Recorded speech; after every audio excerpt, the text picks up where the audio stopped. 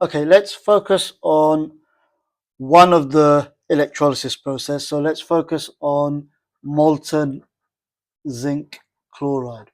So say you've got molten zinc chloride. Essentially what you've got is you've got the electrolyte as zinc chloride. So you'll have your two electrodes, and then you'll have your ions. Now the two ions that you will have is going to be Zn2 plus.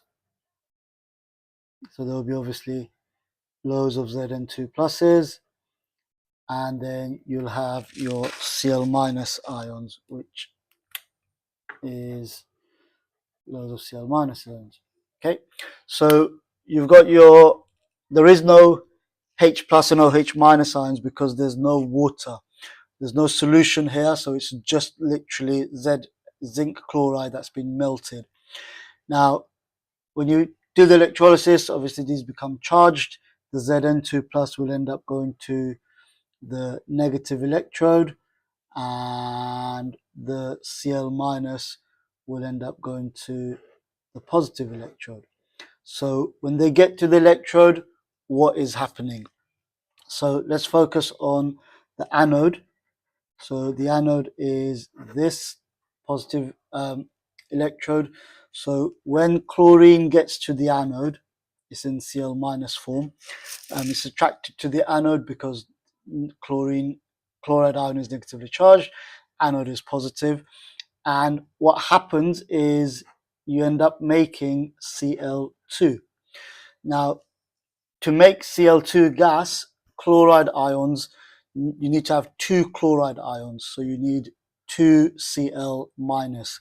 Now, remember the Cl minus means it has an extra electron.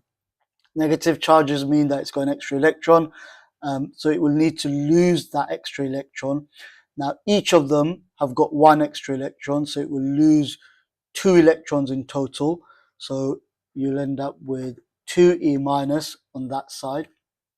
And this is the reaction, this is the process that's happening at the anode.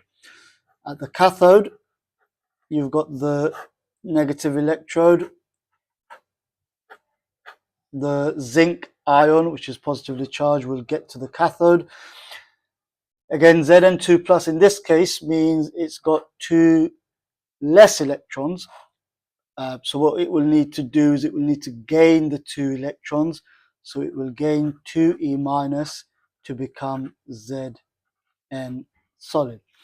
And that's what's happening at the cathode. So these are known as half equations because this is one half of the equation, this is another half of the equation. And if you remember, we talk about something called oil rig. Oxidation is loss, reduction is gain. So oxidation, loss of electron, reduction, gain of electrons. So what you need to then be able to do is look at the two and see which one is being oxidized, which one is losing electrons, and which one is gaining electrons.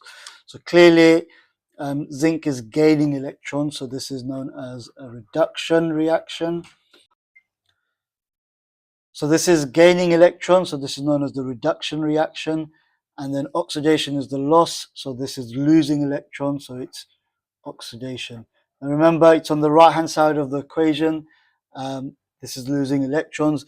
There's an alternative to writing this. Sometimes you can also write 2Cl minus minus 2E minus gives you Cl2 gas. So both of these equations are the same.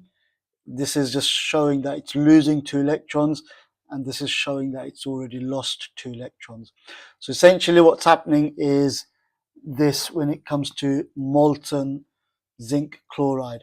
Now there is no water, so there is no H plus ion or OH minus ion. So this is the more straightforward half equations to consider when it comes to molten, because we don't need to worry about the reactivity of different ions based on which one will be discharged and which one won't. Here you've only got two ions. You've got the sorry, you've got the Zn2 plus and the Cl minus ions. So you just need to deal with that individually, and that gives you the two half equations, and then that is known. This is also known as redox, if you want to be a bit more accurate. So it's a redox reaction because it's reduction, red, and oxidation both happening at the same time in one equation.